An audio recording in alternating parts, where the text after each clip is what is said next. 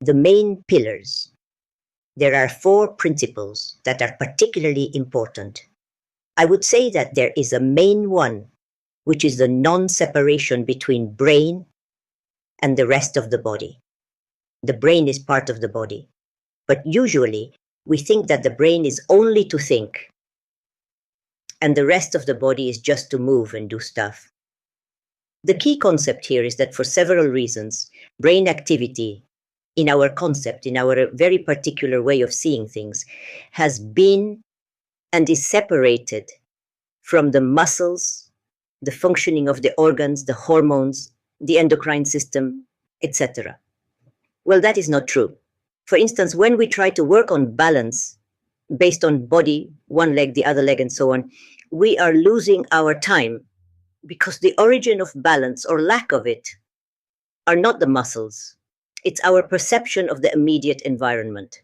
We start having a perception that is not accurate. We don't realize that happens in the brain, and then we start falling and we start losing balance until we do lose it. The point here is to know how to work the brain in terms of balance.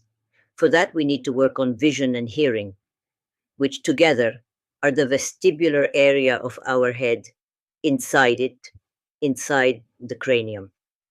Okay, then we need to start working on that to recover from lack of balance. If we don't do that, we'll be repeating mechanically a lot of exercises and actions. And it is not going to work, or it is going to work to a very, very little extent. We don't want that. We want to go to the source of the problem and work on it. For that, there are exercises that are specific to target that problem. Those are neurological exercises targeting specific issues. Pillar number 2. On another subject, we think that to compensate for the loss of memory, or the fragile memory that we start having with supposedly age, we work on puzzles and things that imply mental activity. That is another mistake, because the brain nurtures from the body. What we need to do in that case is to work on the connections, body-brain, which are intrinsic.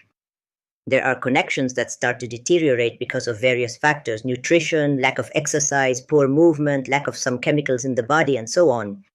But when we work on the brain without at the same time working on the body, we are spending money on butterflies that are never going to be ours. Then what we need to do is to know and practice all the exercises that connect the brain with the muscles. We need to rebuild all circuits that once upon a time were intact, and because of the way we live, mainly, we start breaking them. Then we need to recover that. It is also called body consciousness, or even awareness. It is fine work. It is not just that I learned one exercise, and I did it, and then I'm done. No, it is fine work. Mainly at the beginning until we master that. It needs to be led by somebody that truly knows all this. The body part of it is simple. Anybody can do it. With time, it becomes more complex. But it doesn't really need to, unless we are also willing to work on our muscles, which is very, very important and interesting. A third factor, principle or pillar, is nutrition. From more than 100 years ago, we started to eat things that are not natural and that poison our bodies. From the use of the wrong oil to the use of the right oil, but using it in the wrong way, which is related to the heat under which the oil is processed. Then we need to learn how to eat with the purpose of having a better brain and a better neural connection. It is extremely important, and I always say, you can eat whatever you want. It doesn't matter. You can eat. Yes, but you will have the consequences of eating whatever you eat. You eat sugars, you gain weight, create glycation, inflammation, and age. Then, are you going to choose the consequences or the direction of your diet prior to eating? Or you are going to say, well, I eat what I like because I like it. That's up to you. Doesn't affect me. Then you can do it. But you need to know that whatever you eat, will affect positively or negatively the function of your body and brain. Regarding eating and consequences, the same goes for arthritis and heart disease. Well, you name it and you know it. I'm talking about Alzheimer's. I'm talking about dementia. I'm talking about Parkinson's. I'm talking about rheumatism, pain. You can handle all that through what you choose to eat. In 99.99% of the cases, you need to learn again what to eat, what and how to eat, and how to prepare your food. That is mandatory. And of course, you can do it if you want it. And if you don't want it, you are free to do nothing, or to keep on eating what you eat now.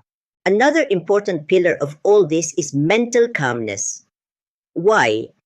Well, we were educated, and we are still daily educated in a society, in a system that does not promote calmness. It promotes excitement. It is considered good to be excited. Oh, I'm so excited about that. Well, when you do not have mental calmness, what you have is stress. When you have stress, all your system, every single part of your system is affected. Do you really want it? When you have stress, you are aging. You are getting inflammation, which is almost the same as aging.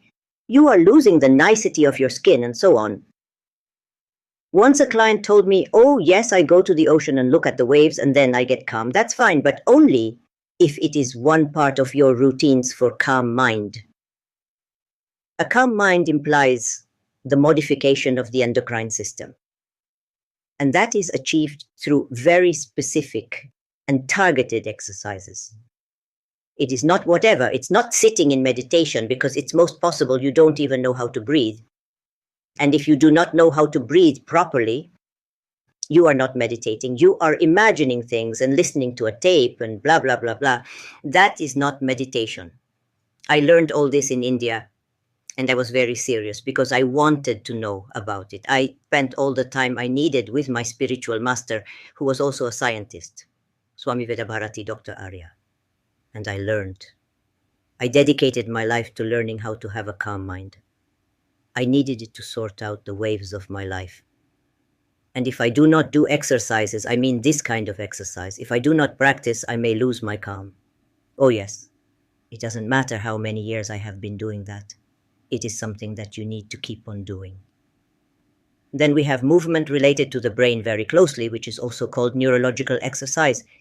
We have stretching and relaxation together with the exercise. We have diet protocols, oxygen protocols, and we have all the area of achieving a calm mind all day long and at your will. There are some supplements. Yes, there are some useful ones. Not many. Some specific supplements that can truly help. But if you do not approach all this together, most probably you are not going to get the results that you are after. Go to talks, listen to all I say, but start. Start with the practice of the different pillars of the Kwaini method, which I developed related to aging, related to mental health, muscle health, and related to life. Life as we want to live it. Move and stretch, connect your brain, breath and calm your mind, eat what you should, adopt new habits in your life, incorporate some supplements, stay young forever.